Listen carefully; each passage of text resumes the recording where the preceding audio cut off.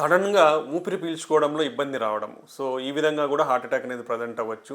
So, air hunger అంటాం. So, sudden onset of మీకు ఊపిరి ఆడకపోవడం.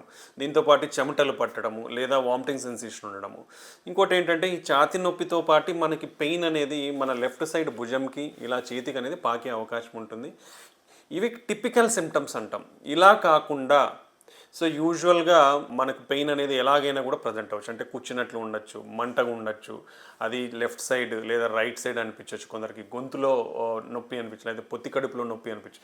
ఈ విధంగా కూడా హార్ట్ అటాక్ ప్రజెంట్ అయ్యే అవకాశం ఉంటుంది. కాబట్టి ఎటువంటి ఛాతీ నొప్పినైనా కూడా నెగ్లిజెన్స్ అనేది చేయకూడదన్నమాట. చేయకుండా దాన్ని ఇమ్మీడియట్గా మనము ఈ ఒక ఈసీజీ టెస్ట్ తీయించుకుంటే మనకి హార్ట్ అటాక్ ఉందా లేదా అనేది తెలిసిపోతుంది.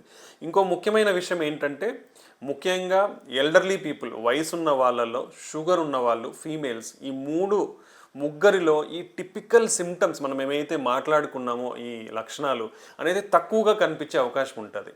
సో వాళ్ళల్లో ఈ లక్షణాలతో పాటు అలసటగా ఉండడం, ఈజీగా అలసిపోవడము, ఏదైనా జనరలైజ్డ్ వీక్నెస్ ఉండడము, ఇలా కూడా హార్ట్ అటాక్ ప్రజెంట్ అయ్యే అవకాశం ఉంటుంది. కాబట్టి ఇలాంటి ఏ లక్షణాలను కూడా నెగ్లిజెన్స్ అనేది వహించకుండా ఇమీడియట్గా గుర్తించి హార్ట్ అటాక్కి డయాగ్నోస్ కనుక్కోవడానికి ఒక చిన్న ఈసీజీ తీయించుకుంటే మీకు హార్ట్ అటాక్ అనేది ఉందా లేదా అనేది అర్థమవుతుంది. దాని ద్వారా ఇమీడియట్గా ట్రీట్మెంట్ తీసుకునే అవకాశం ఉంటుంది.